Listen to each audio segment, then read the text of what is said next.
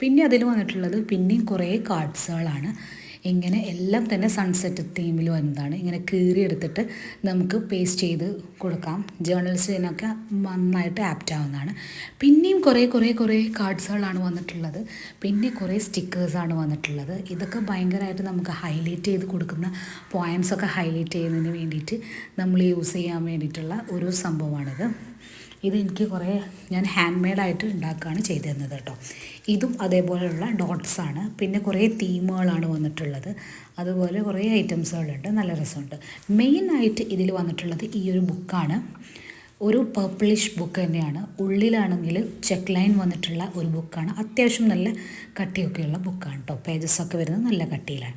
പിന്നെയും കുറേ നമുക്ക് ഇതേപോലെ സീനറി ആയിട്ടുള്ള പേജസാണ് വന്നിട്ടുള്ളത്. നമുക്കിങ്ങനെ ഒട്ടിക്കാൻ പറ്റും.